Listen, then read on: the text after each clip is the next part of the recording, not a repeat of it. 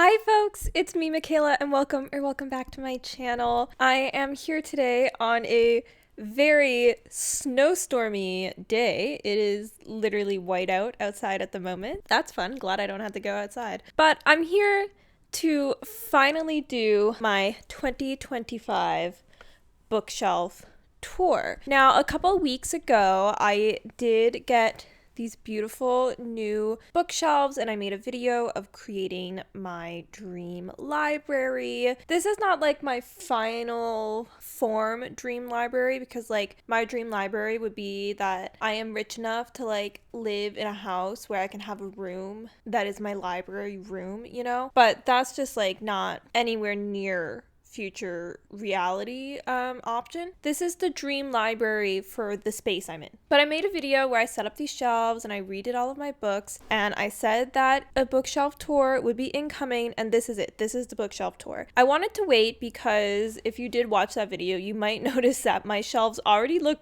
different than how they finished looking in that video. And that's because I know myself and I knew I was going to want to like live with my new shelves to kind of tweak things around and kind of get to a place where I think they're going to stay for a while before filming this tour of the bookshelves. But now that I've kind of settled on how they're going to look and how they're going to be organized, I thought I could do a little in-depth tour to show the difference of how my bookshelves are now. I think the last time I posted a bookshelf tour was like a year ago at this point, so this seems like a really good time to kind of give you an updated view of my bookshelves and how I organize my books, and also how my collection has increased in the last year. Without further ado, I'm going to set up so that you can see the top shelves. We'll go shelf by shelf through my books and we'll have a little fun time chatting, a little chit chat, okay?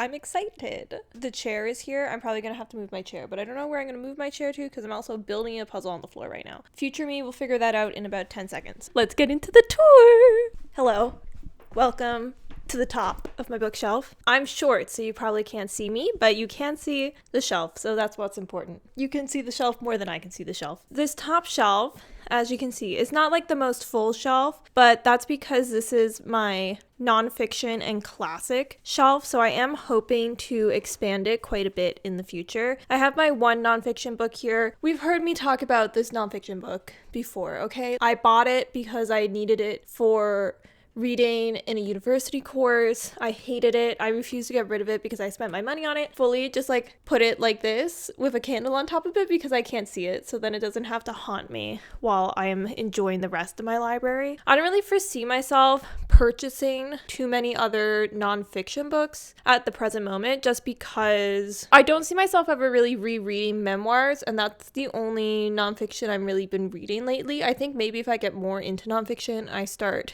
reading kind of more educational nonfiction versus memoir nonfiction. Maybe in the future I'd buy some nonfiction books, but at the present moment, like one and done, never again kind of thought, okay? I then have classics, but before the classics are a few kind of just like, this book has nowhere else to go, but also this is a classic, okay? This is Hooper Humperdinck, Not Him by Theo Lesage, and this was my favorite book as a child, and I brought it with me when I went for university because I was like, I need this with me at all times. This is an amazing book. My little like ladybug pillow pet that I've also had since like forever is named Hooper after Hooper Humperdinck, so you know, that's fun. I then have like a book of poetry that I had for an English course I did in my undergrad, which I decided to keep. And then we kind of get into my classics here. So I have, this is a copy of Medea. Like everybody in one of my classes got a copy of Medea as a gift from a prof. I've just been kind of keeping that here. I then have fairy tales. I have Pride and Prejudice. This is a very beautiful copy that is a little, not just a little, very beat up because I read it while I was out in the sun and then in the middle of summer, and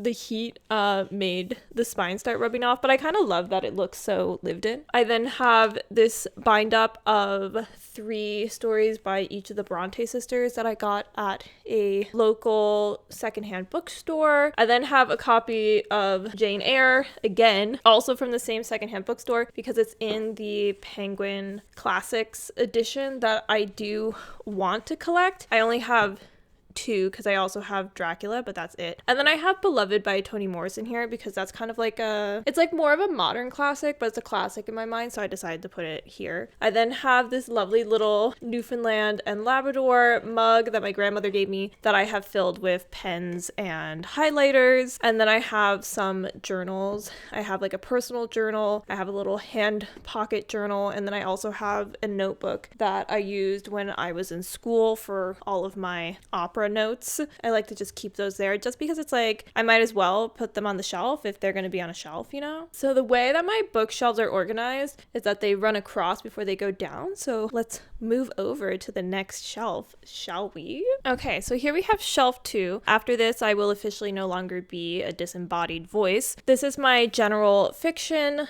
shelf, which I'm quite happy with. I feel like it's gone quite far. A lot of these are, again, more books that I got in that one English course I did in university, but I like to keep them here. I do plan to try and like get to them again, read them with a little bit more attention than I did in the English course. It was like an elective course that I was doing, so it was not my priority. But I'd like to read a lot of these books again at some point. I just like have not. I obviously have my Frederick Bachman collection, which I do plan to continue to expand on. I want to get Anxious People, but I told myself I have to read The Winners first. I'm just waiting for like a good time where I'm prepared to be emotionally devastated before I start reading this. I feel like if you know, you know, with Frederick Bachman. I also moved my Madeline Miller books back up to general fiction. I did on my old shelves used to have these in my fantasy section just because that's where I had the space for them on the old shelves without having to change my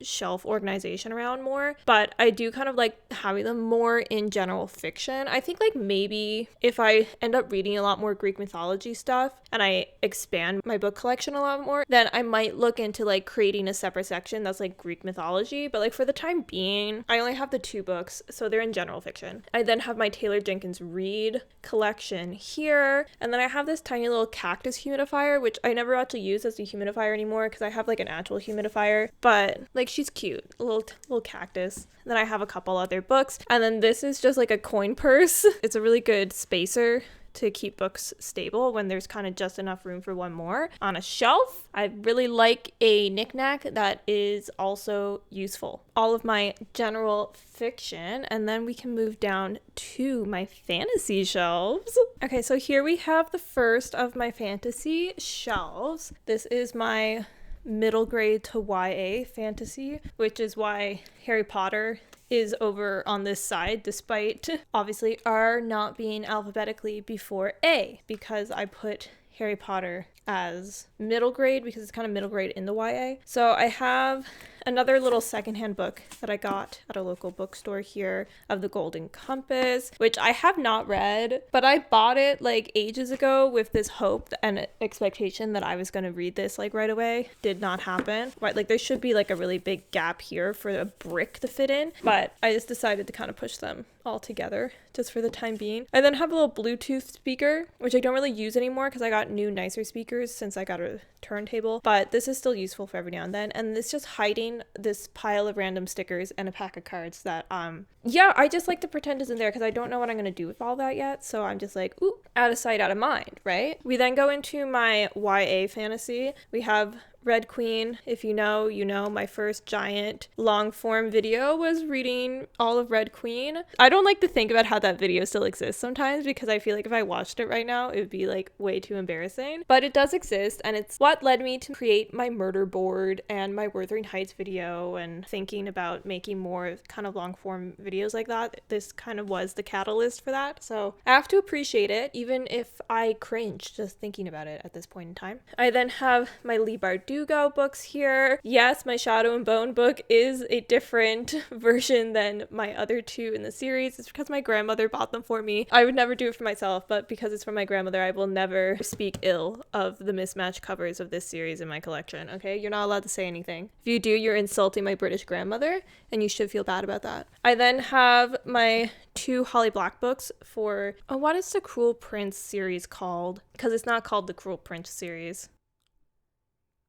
Folk of the Air. That's what it is. I have the second book. Plan on reading Wicked King soon. I'm just kind of waiting for a good moment too, because I don't want to fantasy myself out, because I read a lot of fantasy in the beginning of this year. But I do plan to get to it relatively soon. Maybe once I finish my reread of Order of the Phoenix, when that happens, 762 days from now, because that book is so goddamn long. But I dedicated myself to doing a critical reread, so here I am, stuck with my own decisions. Here we have the continuation of my YA fantasy shelf into my adult fantasy.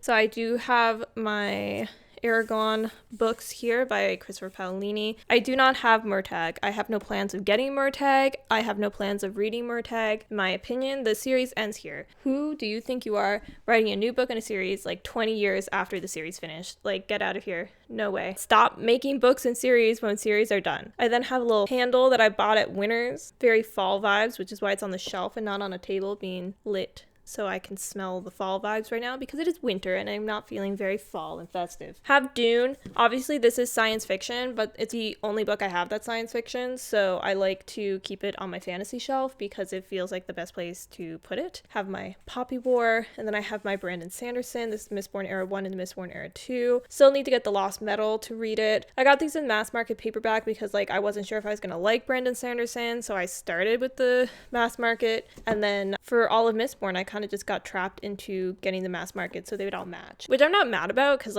girl, the money I saved by buying the mass market paperback versions of these books instead of the paperback or hardcovers, pretty dang nice. I then have Tress of the Emerald Sea. I also have this beautiful edition of The Hobbit, which a friend left with me. Very gorgeous. And then I have this random bind up of the 3 Lord of the Rings books that I stole from my parents' bookshelves back home, because it's not like they were reading it. And then I have a little lip balm that has a flower inside that I got on a trip to Victoria. Now, if you know me, you know that I have read some Sarah J Maas, so you're probably like, weird that your Sarah J Maas is not on your fantasy shelf. Well, that's because I realized that my fantasy shelves, leaving them just on the 2 shelves like I wanted to, made them really jam-packed, so there was no room for me to add new books if I bought them. And so the second I bought a new fantasy book, I was going to have to rearrange all of my shelves again. So I decided to change up the organization just so that there's a bit more spacing on all of my shelves. You'll probably have noticed that there's been a fair amount of